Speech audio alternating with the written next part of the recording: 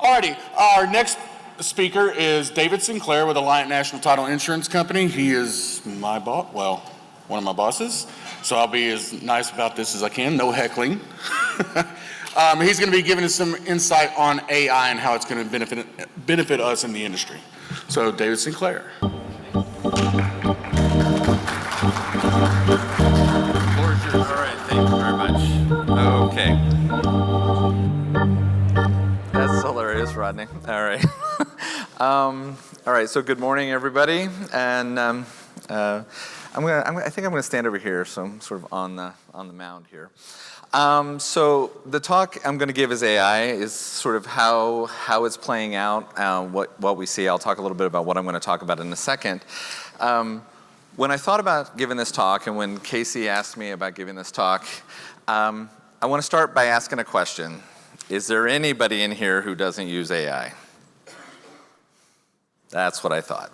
Okay, so given that, say it again? Oh, the clicker, yeah. So given that, what I'm going to do is I asked AI the question, what should I talk about?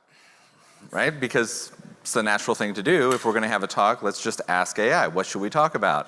And what AI told me was AI is significantly changing the title insurance industry. This is a quote. It's significantly changing the title industry by automating and streamlining manual, repetitive processes and changing the way the industry works. And then it gave some examples, and it said full automated search and exam, full automated closing packages, predictive risk analysis based on property tendencies and behaviors, taking a look at all these different things. And I was thinking, well, if that's true, then why am I standing here? Right? Because the system seems to have taken care of itself. So what I'm going to talk about is a little bit about the history. I have a number of slides here, but I'll move through them pretty quickly.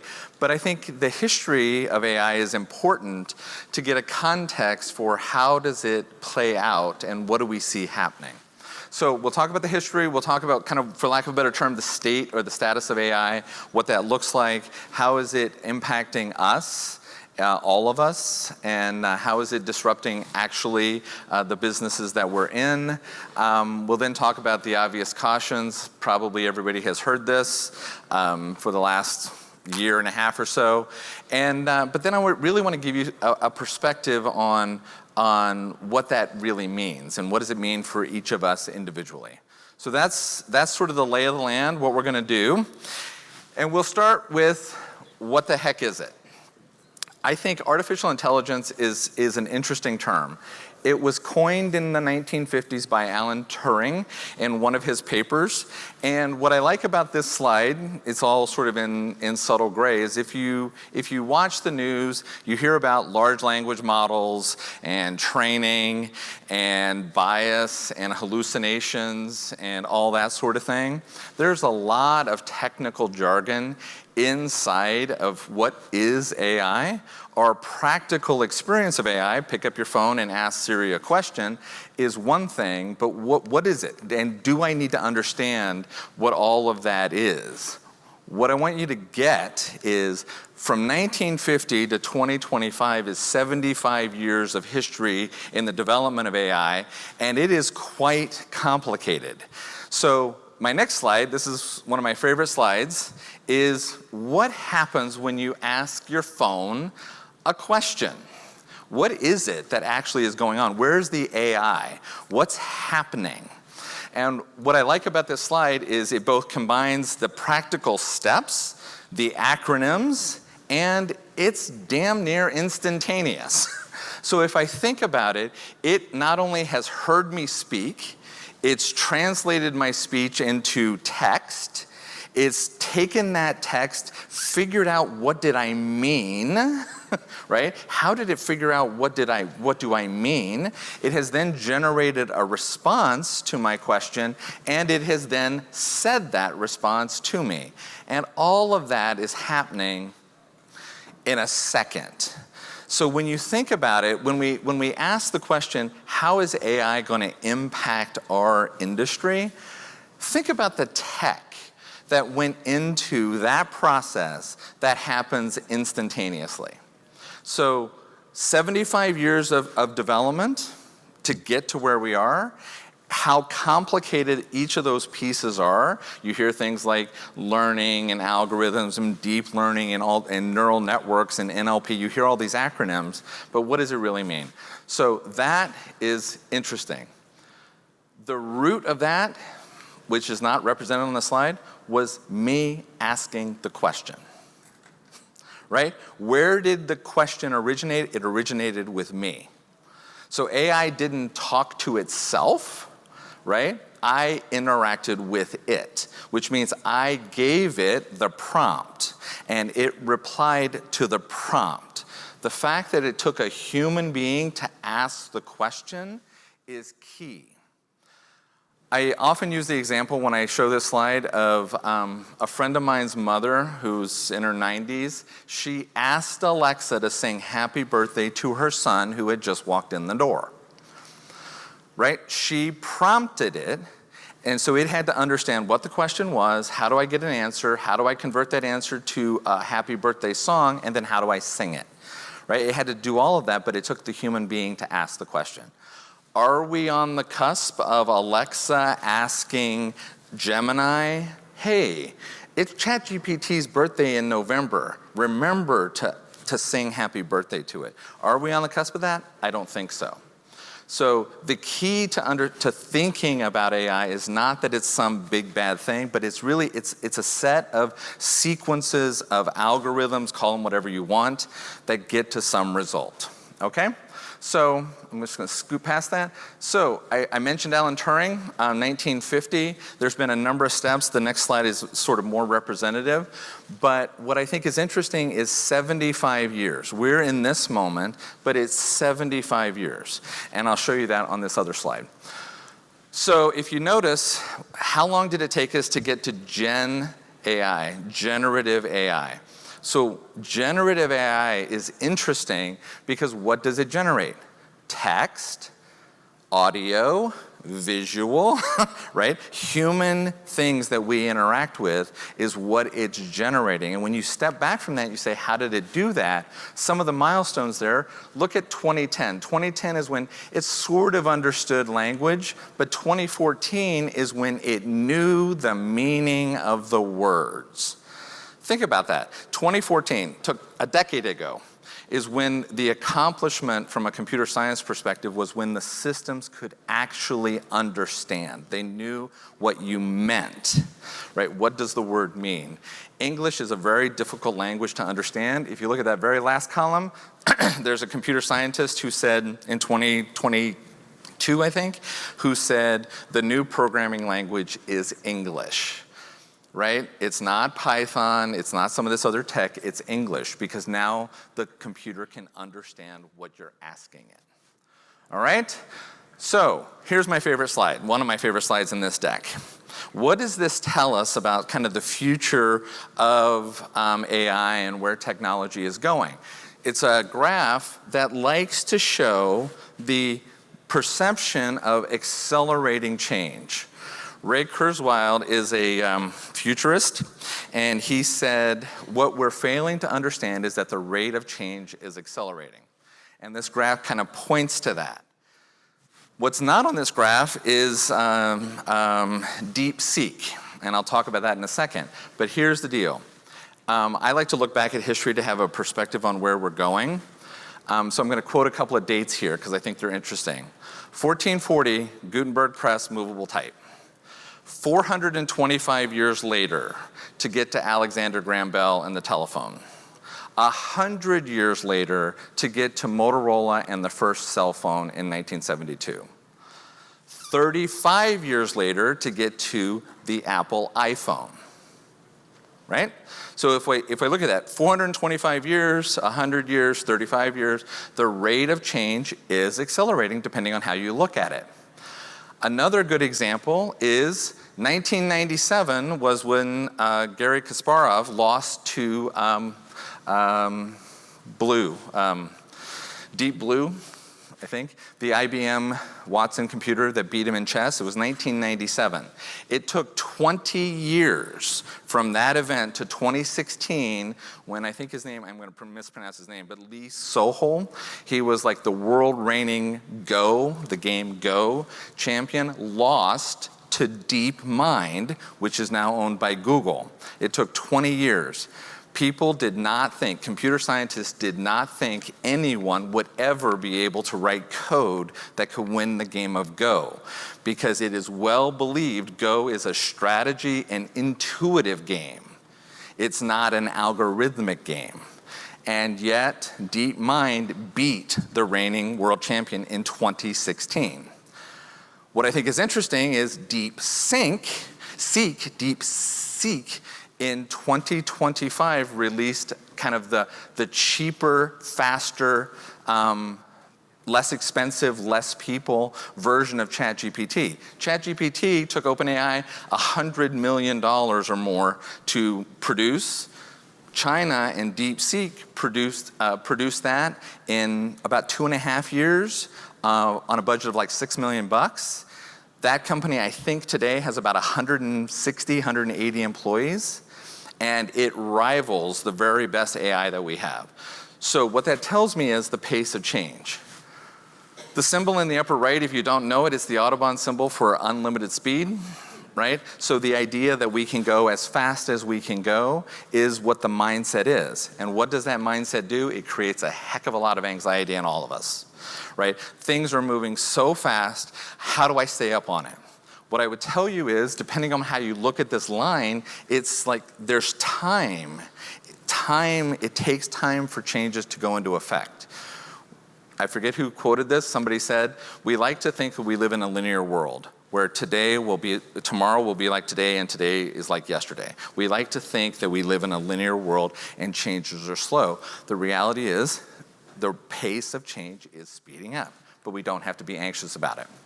So what does that mean about AI? And we'll get to how it affects the industry. So people like to talk about types of AI. I don't really think this is relevant. The notion of weak, general, super intelligent, whatever you want to call it, general artificial intelligence, we'll get to why I don't believe it.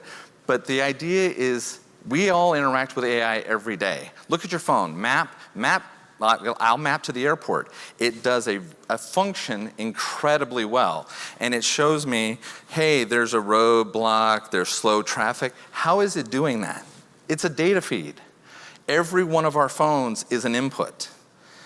That's how it knows. It's an input. All of us are providing data. So when you think about that and you think about like the sense of data, what does that mean and how is it going to come into play? Most of the AI that we interact with today is narrow. Drive my car, map directions, order me food. It's that sort of thing. The notion of general means it's thinking like me, right? It can do anything I can do, but it can do it better and faster. So this is a little bit dated. They haven't updated this. I like this slide. This is another one of my favorite slides. When ChatGPT was launched, so if you look, it's a year's worth of activity. It dominated the use of AI. So you can see sort of the number and the percentages and things like that. I think in the last statistic I read, 500 million unique people interact with ChatGPT every month.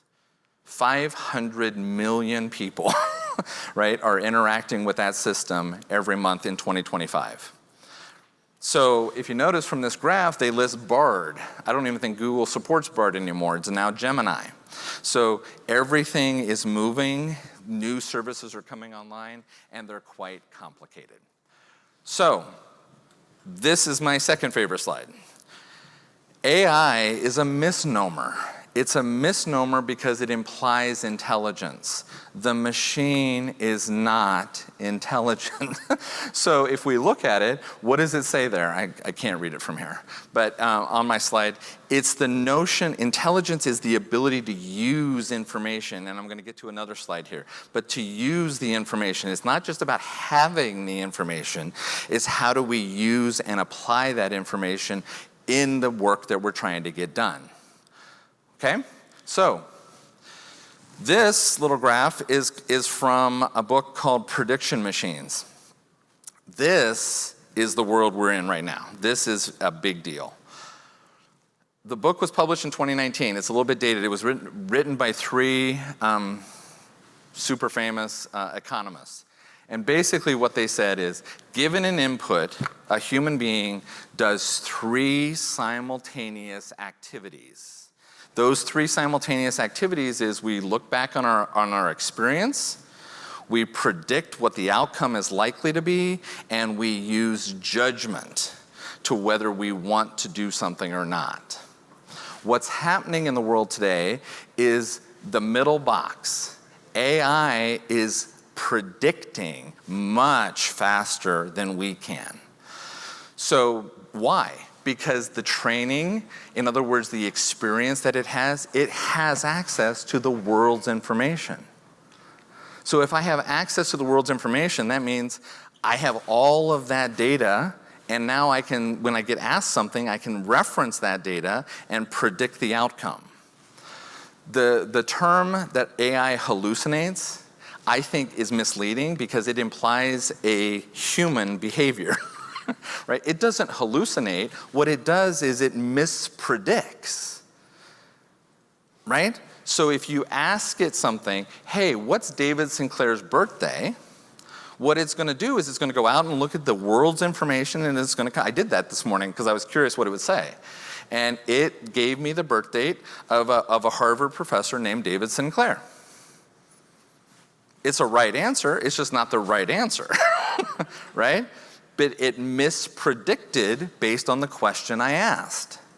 But the cost of prediction is falling because the speed of prediction, because AI development really moved when the cost of the hardware and the equipment got so cheap that you could do it.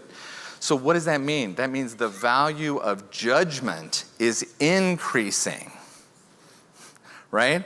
Because judgment is all about, do I really want to do this? Is this the right thing to do? Right? It's not about predicting anymore, and it's not about access to information anymore. It's about the ability to judge the decision you're about to make, the act or the task that you're about to complete. And then, given the action you choose to do, that becomes a result that feeds back into experience, and off we go. It's a very good book. If you're interested, it's not technical. It's written by economists. It's called Prediction Machines. It is a very, very good book because it really gives you a sense of what's happening in the world from an economic perspective and a societal perspective. So when I think of intelligence, I think of what's happening in the dynamics of what AI is doing. Okay? All right. So, how is it being used? All right. So I think this is interesting, and my little survey at the beginning bears it out.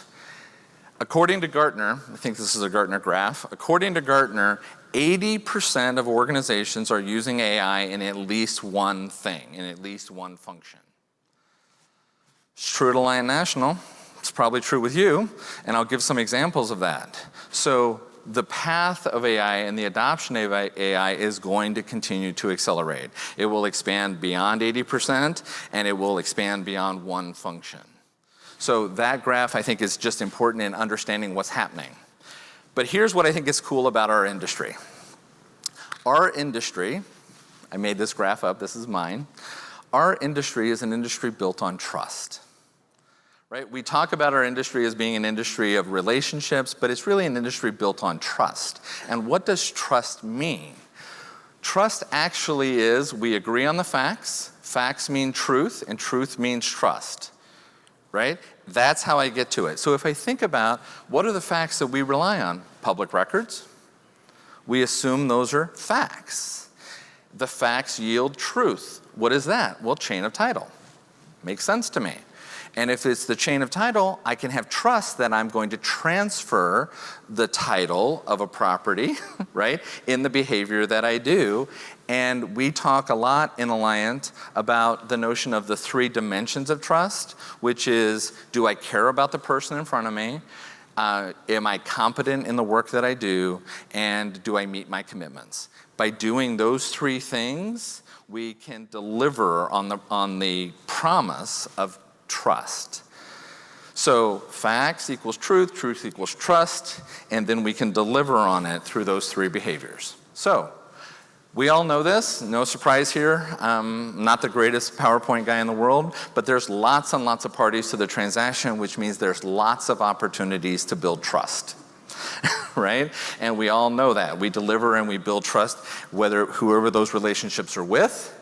And if you think about it, we can talk about AI and the impact of AI in the title business, but it's affecting every industry. Literally every industry. Pick the industry, the cost of prediction is falling, the access to data is immense, right? And now it's a question of judgment. So just using like the three examples that are not specific to us, when I think about construction or realtors or whatever, realtors, I had a realtor correct me to make sure I said it correctly, realtor. But if you think about construction, what can prediction do? You can think about preferences. Where should I build homes? Right? The access to data, I can predict where should I build homes? And then do I want to build homes? That's a judgment question. But the cost of prediction is falling, right? So we have another slide in here. It's not yet, it'll come up. But I have a couple of things from the NAR Code of Ethics, which I think is interesting. But what are people experiencing today? In your business, in my business, right? What are we experiencing today? What we're experiencing today is in the non-delivery of the service, core back office functions, the use of AI is easy. Finance, IT, HR, right? It's easy because the tools are there. I can ask it questions. It can give me an answer. The answer probably isn't a hallucination, right? It's probably not a misprediction. It's probably really good and useful. Okay, so that I think is very common. So I asked ChatGPT sort of the inverse question that I asked it at the beginning. How is AI being used? I love this set of answers. What this set of answers implies, this is what ChatGPT said a week ago, is that we're all doing all this stuff already. We're all doing all of this AI-enabled stuff already. I love the, down there, fully automated production of a closing package. Anybody that knows anything about anything would say, that is an incredibly hard task. That is not for the faint of heart, right? So the idea that AI is doing that today is, I think, a misnomer. And this is what AI said is happening today. So when you look at it, you have to remember what the AI machine is doing. What it's doing is it's taking all the data, all the marketing, all the information out in the world, and it's predicting the best answer. It is not thinking or knowing. It is predicting and giving you the answer that it thinks you want to hear. I was reading an interesting article on Amazon that said, if you ask AI, what color is the sky? How does it know to answer the sky is blue? The answer actually is mathematical. Thank you. The answer is mathematical because basically what they've done is they have taken all the text and they've turned it into mathematical relationships. So in the large language models, sky, color, blue have a mathematical relationship that when the question comes in, it says, oh, that's the best data point and therefore the sky is blue. It doesn't know that the sky is blue, right? There is no knowing. So practical realities of what the AI tools are and what we think and fear about the AI tools is the distinction that I really want to leave you guys with, is recognize that they are tools. Okay, so I have two more slides. I'm going to run through these two pretty quick. I mean, I have more slides, but two slides on this. There's lots of areas in a business, a title company, in an underwriter. There's lots of places where prediction is useful. So if we think about it, like what happens, what does an underwriter do? An underwriter, an underwriting attorney, what do? They use their experience, training. They use their prediction. How likely is this to cause a claim? And then they use their judgment to answer the question. So if AI tools are developing where we have access to, here's all the underwriting bulletins ever more written ever in time, and here's all of the examples of claims ever more written in time, and I can predict the likelihood of a claim, I can then use human judgment to say, am I going to do it or not? Does that make sense? Okay. I know I talk in pretty theoretical ways, so I apologize. All right, so the same thing is happening at insurers, but here's what I wanted to show you. This is like my third favorite slide in my deck here. So when I went out, we've been encouraging at Alliant National, we have been encouraging people to use AI tools for, since ChatGPT was launched. And if I ask my team, what are you doing with AI? There's examples that were given to me of here's how people are using AI. The first one is obvious. Help me write a better email, right? The last one is not obvious. That came from one of our guys. And what he said was he has been using AI to help with everything he does. Planning, project, I mean, everything he does. So he has started asking it, how's my learning going? Which is a fascinating way to think about. He's been giving it so much information about what his own experience is. Is it just me or is there an echo? It's me, it's just part of the deal? Okay. So he's been giving it so much data that he is starting to ask it, hey, what areas do I need to work on? I mean, I would have never thought to do that. But just a fascinating, once you get kind of partnered with an AI and you're working with it, how can I use it? I take notes whenever I'm on a call with one of my direct reports. I take notes. And so I look at my notes when I'm going to get on a call. And he has started using AI to take notes. And so what he has asked, this is this one guy, what he has asked is, what haven't I talked to David about in a while? Wow. Because he's dating all of his entries as he's feeding it into the system, so it's collecting data and it can answer. It doesn't know that he needs to talk to me about it, but he can ask it and it can help manage through the data that is being used.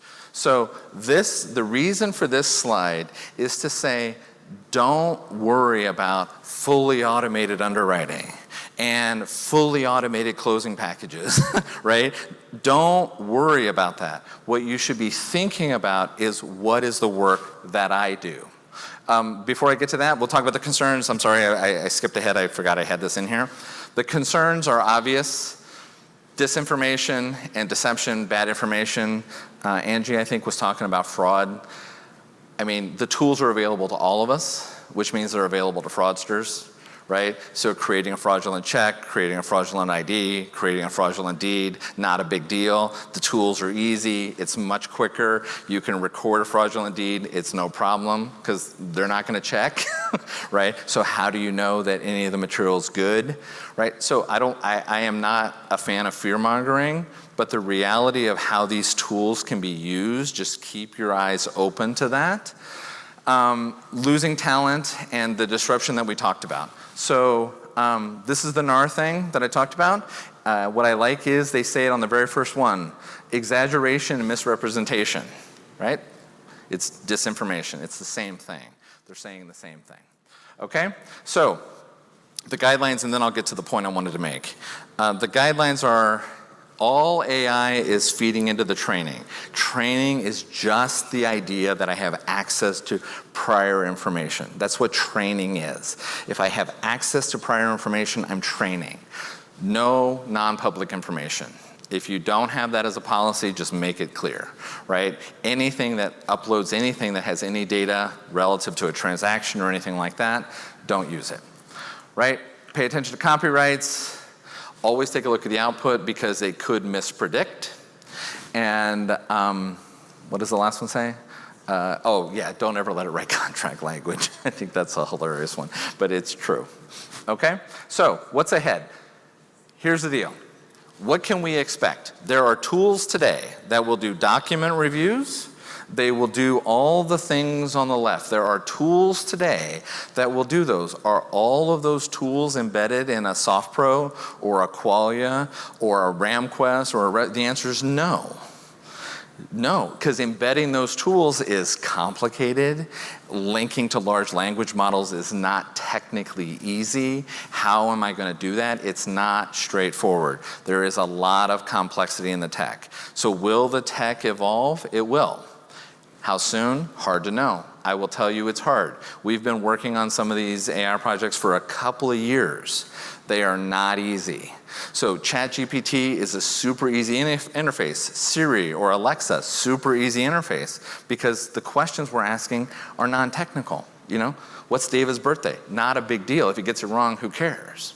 Right? It's not the same as I need to read that deed and understand who the parties were. Not the same. Okay? But tools exist and they are evolving. That graph that I showed with all the different tools that are online, those are evolving. What's going to happen is we're all going to shift in our roles to the right. And it's going to be about the work we actually already do, which is all about building relationships, building trust, understanding what are facts, understanding how facts lead to truth and truth leads to trust, and understanding those dimensions is the key. Okay? So that is what we can expect. We can expect more and more tools on the left, giving us more and more time to do the things on the right. Okay? So what does that mean?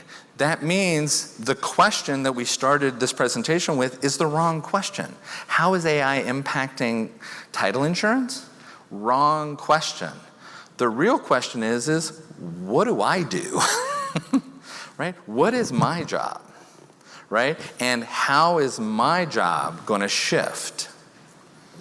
Right? So when I say that, I mean, that's a question for each of us and each of our people to be asking themselves. What is it you do? How do you spend your time? And reflect on that. So I found myself, and I'll give an example with this PowerPoint. I found myself, I like standardizing slides. I want to make sure the titles are all the same, the fonts are all the same, the colors are all the same, right? The logos are in the right place. I like doing it. It gives me a sense of comfort. Well, guess what? Not the best use of my time.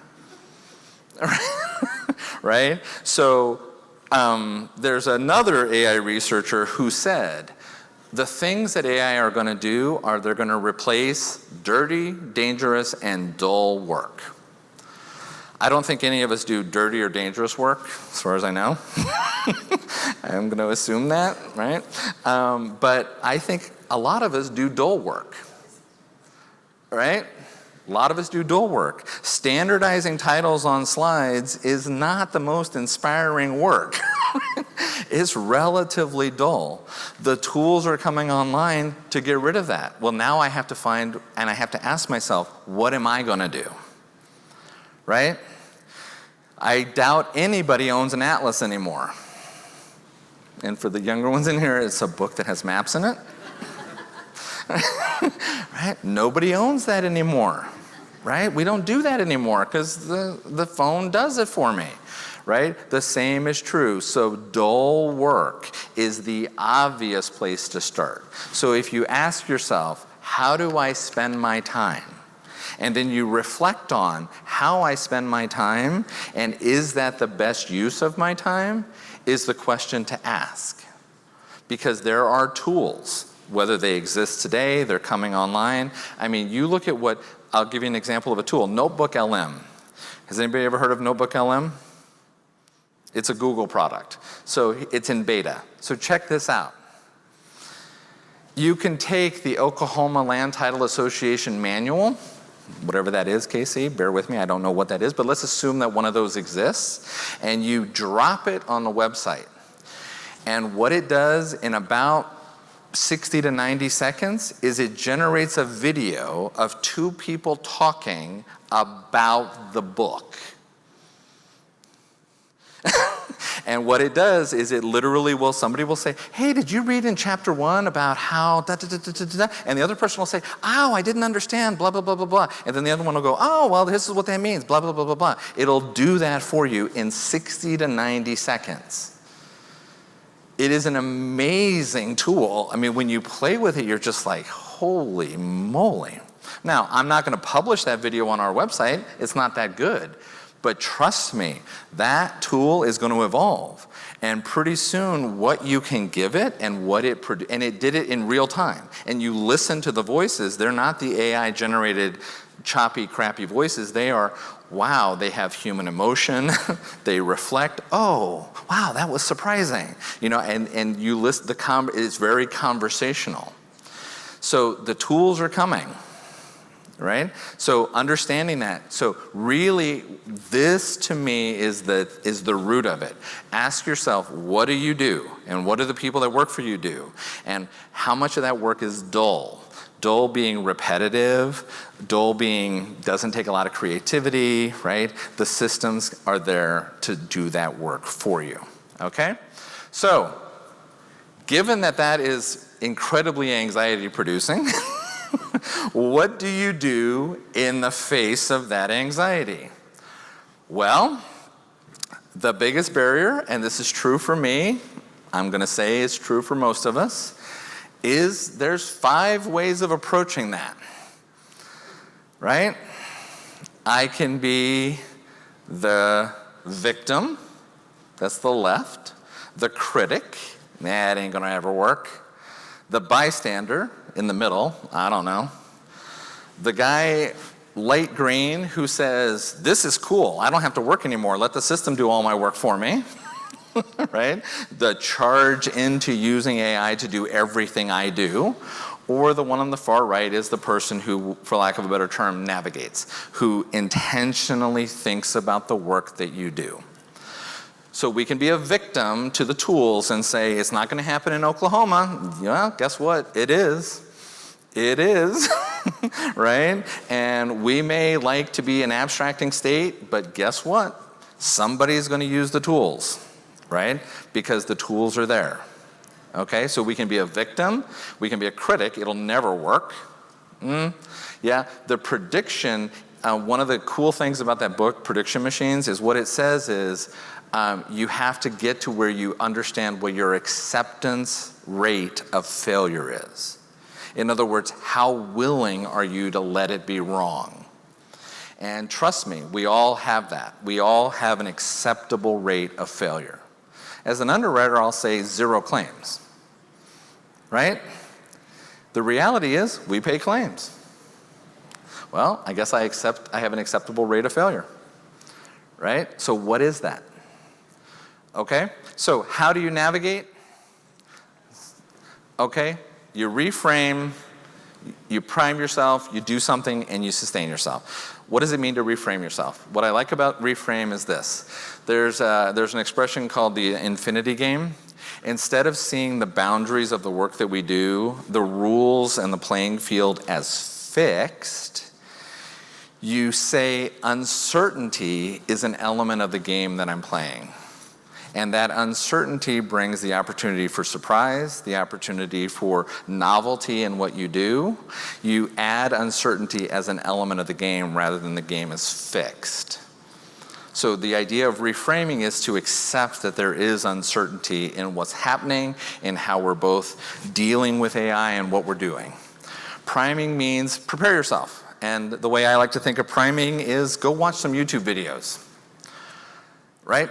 Google, because Google, for YouTube videos, what AI tools can read documents? What AI tools can write legal contracts? What AI tools can do, whatever that is?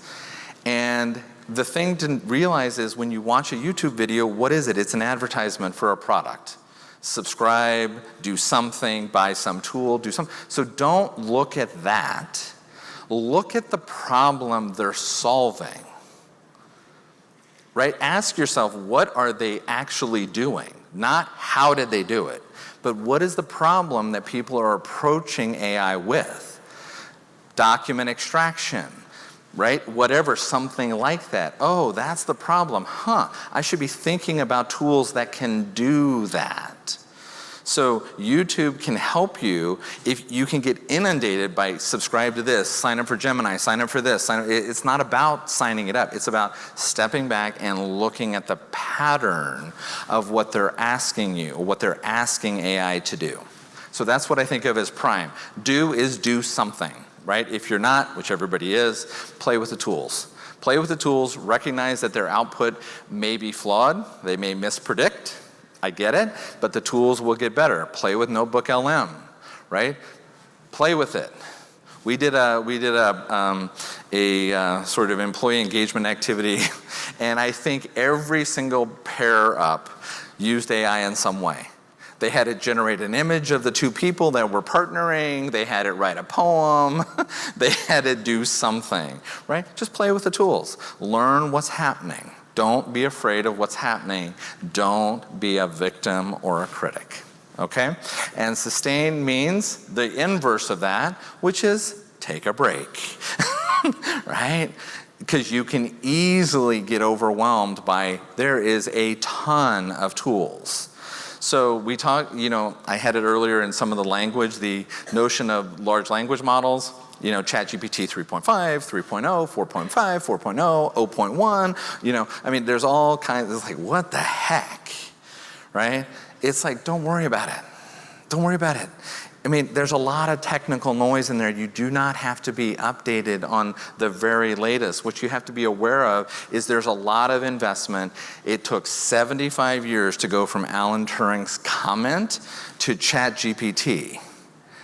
ChatGPT has now been out in the world loose for 2.5 years. DeepSeek has been out in the world for 3 months, right? So it's like there will be changes, but it's not like it's not happening to you. They are tools. We had one of our lawyers say, she said, after thinking about it for a while, she said, it's the analogy is a hammer versus a nail gun. She said, that's the best way I can think of it. You can build a house with either one. Right? I can do the work with a hammer. I can do it, I can go through the slides and I can make the font because I like doing it. I can do it with a hammer, right? Or I can do it with a nail gun. Well, if I do it with a nail gun, now I had to figure out what am I going to do with my other 20 minutes because now I got 20 minutes to kill, right? So sustain is all about stepping back, okay? All right, I don't know how I'm doing on time. Hopefully we're doing all right on time. So if I just come back to this is sort of my wrap-up slide is reframe the problem, think of the infinity game, think of adding uncertainty into the mix, prime yourself, watch some videos, pay attention to what's happening. I mentioned the 3Ds, dangerous, dirty, and dull is a good way to think about it. And the 4Ds, disinformation, deception, I can't think of them off the top of my head, but those are in the slide. And do something and then sustain yourself. Okay? I don't know if that's what you expected, but great. Let's take some questions. Did you say NAR has a code of ethics? They do. It took me a minute. Yes, NAR has a code of ethics. That's hilarious. Any questions about this?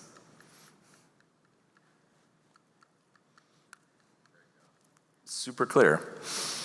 Everybody's like, okay, wait. All right. Well, thank you very much, everybody.